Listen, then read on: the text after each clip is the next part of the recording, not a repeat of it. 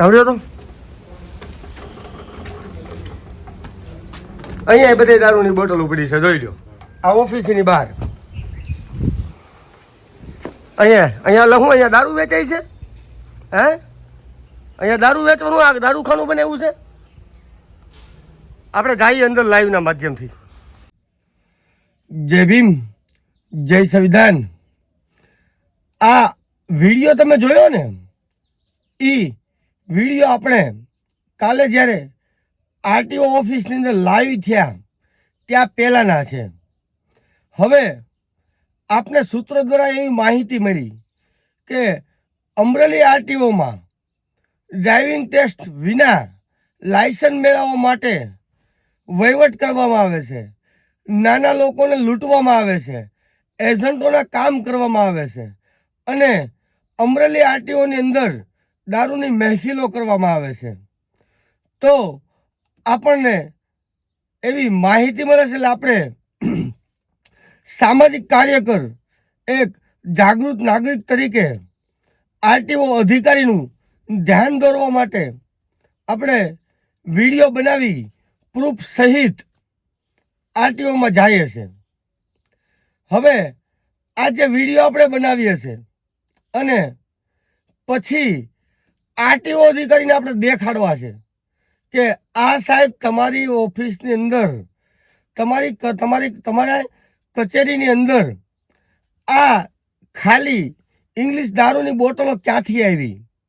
અહીંયા કોણ દારૂ પીવા આવે છે? તમે દારૂ પીવો છો, તમારો સ્ટાફ પીવે છે, અથવા કોઈ બહારથી અન્ય વ્યક્તિઓ જે અહીંયા અંદર આવી અને દારૂની મહેફિલો કરે છે? તો આ આરટીઓ અધિકારી છે એ એકદમ ઉશ્કેરાઈ જાય છે, જાણે એ વ્યક્તિ જ દારૂ પીને અહીંયા દારૂની મહેફિલો કરતો હોય. આરટીઓ અધિકારી કલસરિયા. હવે આ ભાઈ તો દાદાનો દીકરો, આરટીઓ કચેરી જાણે એના બાપની પેઢી હોય, કલસરિયાના બાપુજીની જાગીરમાંથી આ આરટીઓ કચેરી બનાવવામાં આવી હોય. એટલે એ ભાઈ આપણી હારે બે ફામ તોછડાય ભર્યું વર્તન કરવા માંડે છે, કરે છે. આપને જ્ઞાતિ પ્રત્યે હળદૂત કરે છે, આપણી સાથે ઉદ્ધતાય ભર્યું વર્તન કરે છે, આપને બે ફામ ઉતારી પાડવાની કોશિશ કરે છે. આપણે જે વિડીયો બનાવીએ છીએ એ વિડીયો બનાવ્યા પછી આપણે લાઈવ થવાની, ફેસબુક લાઈવ થવાની નો છૂટકે ફરજ પાડવામાં આવે છે. આપણે ઘણા ઉશ્કેરવાની કોશિશ કરે છે પણ આપણે ઉશ્કેરાતા નથી, કારણ આપણે કાયદો જાણીએ છીએ, આપણે સંવિધાનને માનીએ છીએ. બાકી તો તુકરો કરે એ ભેગું જેનું જડબું હોત ફેરવી નાખવાની આપણે તાકાત ધરાવીએ છીએ.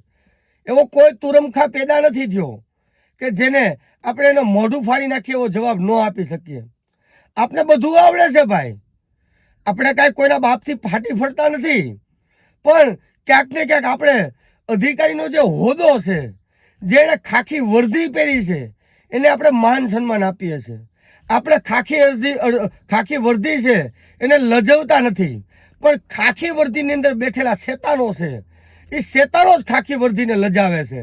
તમે કાલે મારું લાઈવ જોયું, એ અકલમઠો અધિકારી ઘડીક આમથી આમ દોડે છે, આરટીઓ ની જે કચેરી છે એને તાળા મારવા દોડે છે, જાણે એના બાપની જાગીર હોય. આ સરકારી કચેરી કલસરિયાના બાપની જાગીર નથી, તો કલસરીઓને તાળા મારવા દોડે. જેમ ઓલો ડીસી સોલંકી, વિભાગીય નિયામક એસટી અધિકારી, જ્યારે આપણે એની કચેરીની અંદર એના ભાંડા ફોડવા ગયા હતા, એનો ભ્રષ્ટાચાર ખુલ્લો પાડવા ગયા હતા, એવી જ રીતે એ અધિકારી પણ એસટી તંત્રને બોઠપ પડે, એસટી તંત્રને શરમ લાગે એવું કૃત્ય કર્યું હતું. બધા કર્મચારીઓ ભેગા કરી અમરેલી સિટી હોસ્પિટલ મારી વિરુદ્ધ ફરજ રૂકાવટની ફરિયાદ કરવા ગયો અને ડેપો પણ બંધ કરાવી દીધો હતો.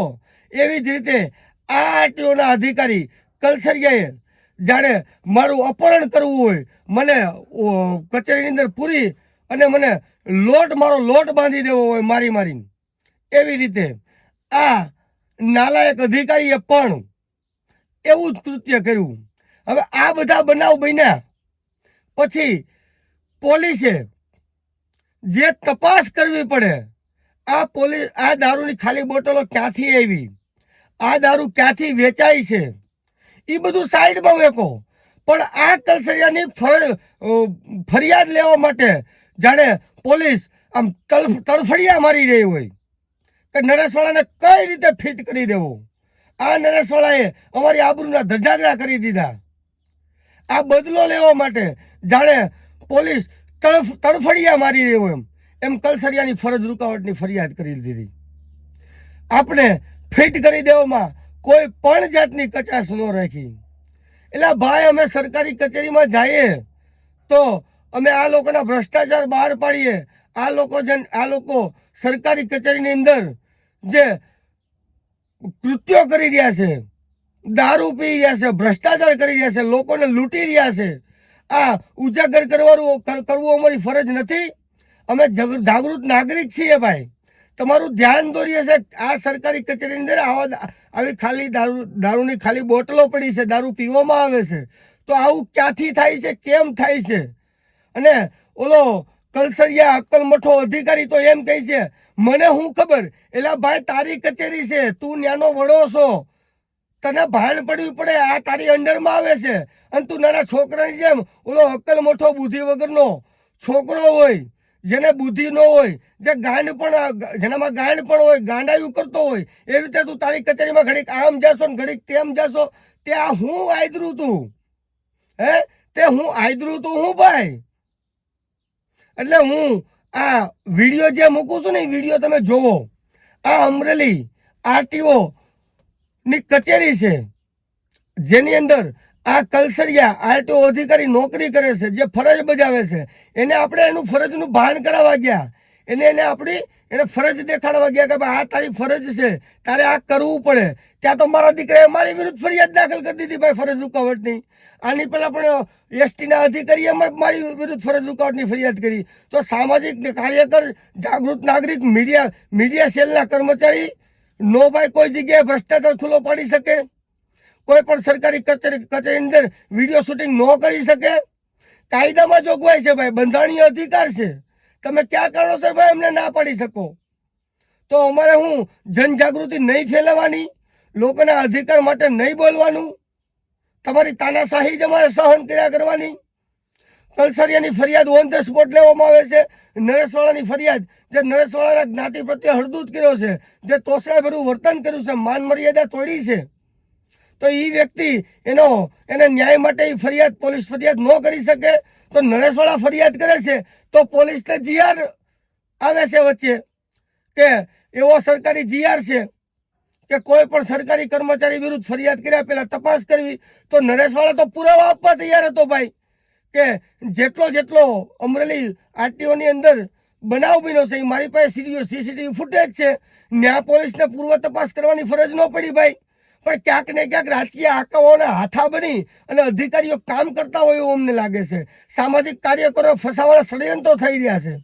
અવારનવાર મારી ઉપર ખોટી ફરિયાદો કરવામાં આવે છે, પણ કોઈ માયના લાલ, નિષ્ઠાવાન, વિચારધારાવાળા લોકો બોલવા તૈયાર નથી. આજે આ તમારા અને મારા બાળકોના ભવિષ્યનો વિચાર કરવાની જરૂર છે. આજે મારી ઉપર બને છે, મને ડૉક્ટર બાબા સાહેબ આંબેડકરે અઢળક શક્તિ આપી છે, સહન શક્તિ આપી છે, સંઘર્ષ કરવાની તાકાત આપી છે. પણ તમારું શું થાય? આ તો અંધેરી નગરીને ગંડુ રાજા જેવું શાસન બની ગયું એવું આપને લાગે છે. જેમ ગંગા, જમના, સરસ્વતી મેલી થઈ ગઈ છે, એવી જ રીતે આ દેશનું ન્યાયતંત્ર, કાયદાતંત્ર અને સરકારી તંત્ર મેલું થઈ ગયું એવું આપને ક્યાંક ને ક્યાંક લાગી રહ્યું છે. તો મિત્રો આ વિડીયોને બને એટલો શેર કરો, જેથી કરી મને પણ ન્યાય મળે અને લોકોને પણ ન્યાય મળે અને આ કલસરિયા આરટીઓ અધિકારીની શાન ઠેકાણે આવે. લોકોને હવે જાગૃત થવાની જરૂર છે. બાકી મારી જેવા કાર્યકરો ઊભા થતા બંધ થઈ જાય. જોકે હું તો મરું ત્યાં સુધી સામાજિક કામ કરવાનો જ છું, લોકોના હક અધિકાર માટે લડવાનો જ છું. પણ બીજા કાર્યકરો ઊભા થવાનું બંધ થઈ જાય. આ વિડીયો બધા જોવો અને આ કલસરિયાનો નંબર ગોતી અને ફોન કરો. અને બને તો આ સીટીપીઆઈ ઝાલા સાહેબને પણ ફોન કરો ભાઈ, કે તમને આટલી બધી તડફડિયા તમે કેમ મારતા હતા નરેશવાળા વિરુદ્ધ ખોટી ફરજ રૂકાવટની ફરિયાદ લેવા માટે. મારી પાસે ઓન રેકોર્ડ પુરાવા છે કે એક પણ જગ્યાએ મેં અધિકારીની ફરજ રૂકાવટ નથી કરી. તમારો ભ્રષ્ટાચાર ખુલ્લો પાડવો, દારૂની બોટલો દેખાડવી, દારૂ ક્યાંથી વેચાય છે, આ બધું ફલિત કરવા માટે અમે વિડીયો શૂટિંગ ન કરી શકીએ ભાઈ? તમારા કાંડ બહાર ન પાડી શકીએ તો કાંડ બહાર પડવો ગુનો છે ભાઈ? તો તમે અમારી ઉપર ફરજ રૂકાવટની ફરિયાદ કરી દો છો. ભલે જે કાંઈ થયું, આપણે ન્યાયતંત્ર ઉપર આપણે વિશ્વાસ છે, કાયદા ઉપર વિશ્વાસ છે, કોર્ટ ઉપર વિશ્વાસ છે, પણ ક્યાંક ને ક્યાંક કાયદાની અંદર બેઠેલા, કોર્ટોની અંદર બેઠેલા જે જ્ઞાતિવાદી લોકો છે, જે આ ન્યાયતંત્રને ખોખલું કરી દેવાની કોશિશો કરે છે, એ લોકો ઉપર આપણે ભરોસો નથી. બાકી ન્યાયતંત્ર જે આપણા બાપે ડૉક્ટર બાબા સાહેબ આંબેડકરે કાયદા ઘડ્યા છે, બંધારણ બનાવ્યું છે, એ બંધારણ ઉપર ને કાયદા ઉપર આપણે આજીવન એની ઉપર વિશ્વાસ નથી ઉડવાનો. એ ન્યાયતંત્ર ઉપર, ન્યાયતંત્ર પાસેથી આપણે ગમે તેમ કરીને ન્યાય લઈ આવશું. આપણે પુરાવા, સાક્ષીઓ, આ બધું ન્યાયતંત્રની સામે મૂકી અને આપણે આપણા ન્યાય માટે લડત આપશું. જય ભીમ, જય સંવિધાન. આ વિડીયોને મિત્રો બને એટલો શેર કરો.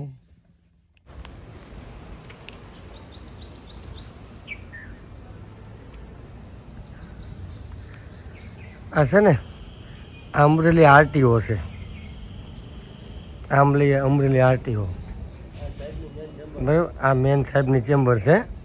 હવે તમને આની અંદર હું છે ને હાઈ ક્લાસ તમને દેખાડું.